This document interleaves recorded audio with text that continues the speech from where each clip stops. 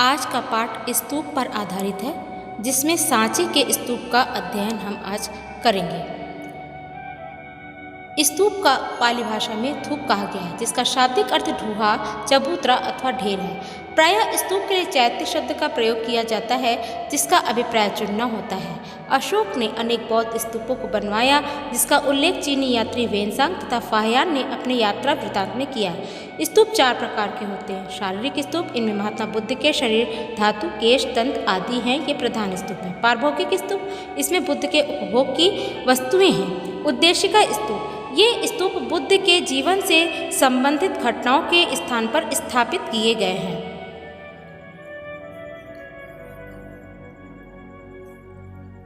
पूजार्थक स्तूप, अनन्य पुण्य की प्राप्ति हेतु इन स्तूपों को बनाया जाता है। ये स्तूप मन्नतों की प्राप्ति के लिए बनाया जाता था। सांची का स्तूप मध्य प्रदेश के रायसेन जिले में हिलसा पहाड़ी के पास है। यह विंध्य पर्वत श्रृंखला की उपत्यका है। 1818 ईस्वी में जनरल टेलर ने इसकी खोज की थी। इस स्तूप का निर्माण सम्राट अशोक द्वारा 3री शताब्दी में कराया गया।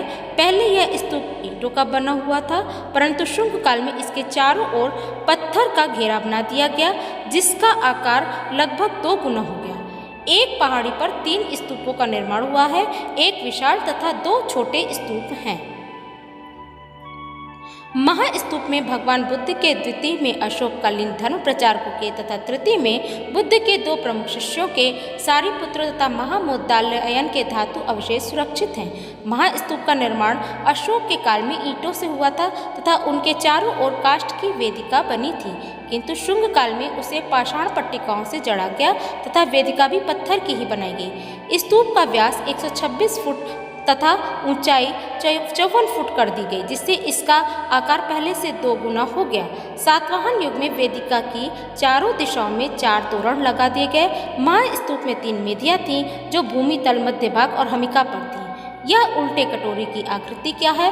मध्य की मेदी भूमि से 16 फुट ऊंची है। इस पर बीच का प्रदक्षिणा पथ बना हुआ है। भूमि तल पर स्तूप के चारों पत्थर का फर्श है, जिस पर गोल वेदिका है। वेदिका सादी तथा अलंकरण रहते। इसके स्तंभ सूची तथा उष्णशों पर भी किसी प्रकार का अलंकरण नहीं है। वस्तुतः यहाँ के तोरण आदि सुंदर, कलापूर्ण एवं आकर्षक हैं। तोरण महात्मा बुद्ध के जीवन की घटनाओं तथा जातक कथाओं के चित्रों से परिपूर्ण है। उन्हें नीचे से ऊपर तक अलंकरणों से सजाया गया है।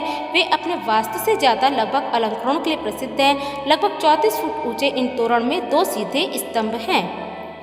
उन पर 3 मेहराबदार बड़ेरियाँ लगाई गई हैं, जो एक दूसरे के ऊपर समतलीय रूप से रखी हुई हैं। स्तंभों के ऊपर चौकोर चौकियाँ हैं, जिनमें बौने हाथी, बैल या सिंह की प्रतिमाएं उत्कीर्ण मिलती हैं। स्तूप के तोरणों पर विविध आकृति उत्कीर्ण है। बड़ेरियों पर अलग से सिंह, हाथी, यक्ष, धर्म चक्र तथा त्रिरत्न के चित्र खुदे हैं। स्तंभों के निचले भाग में दोनों ओर द्वारपाल यक्षों की मूर्तियाँ हैं। स्तंभ तथा नीचे की बड़ेरी के बाहरी कोनों में सघन वृक्षों के नीचे शाखा के सहारे भंगिमापूर्ण मुद्रा में खड़ी हुई स्त्रियों की मूर्तियां हैं, जिन्हें शालभंजिका कहा गया। ये बहुत आकर्षक है। शालभंजिका मूर्ति तीनों बड़ेरे के चौकोर किनारों पर बनी हुई गजलक्ष्मी मूर्ति के पार्श्व भाग में बनाई गई है।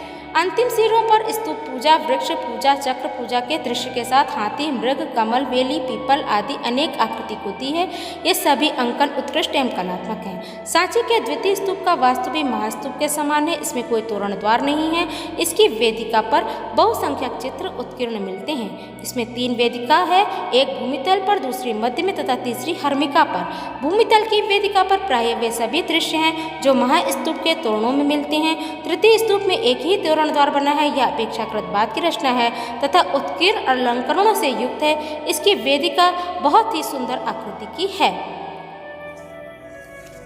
मालाधारी यक्ष मूर्ति के साथ यहाँ स्तूप पूजा, बोधि वृक्ष पूजा, चक्र, गज, लक्ष्मी, अश्व आदि की दृश्य का अंकन अत्यंत आकर्षक एवं कलात्मकता से किया गया है। इस प्रकार सांची के तीनों स्तूप सुरक्षित अवस्था में हैं तथा भारत के बौद्ध स्मारकों में अपना सर्वोपरि स्थान रखते हैं। सांची स्तूप की मूर्तिकला में शुंग कला पर आधारित यहाँ की मूर्तियाँ गहराई तथा उभाड़ अन्य स्थानों की अपेक्षा अधिक है। मूर्ति की मुद्राएं सुंदर और सजीव हैं। शरीर का लचीलापन सुंदर है। वस्त्र ढीले उभरे चुन्नटदार हैं। प्रकाश तथा छाया का नियम पालन हुआ है। समूह की मूर्ति एक दूसरे से संबंधित है। इसी के साथ आज का पाठ समाप्त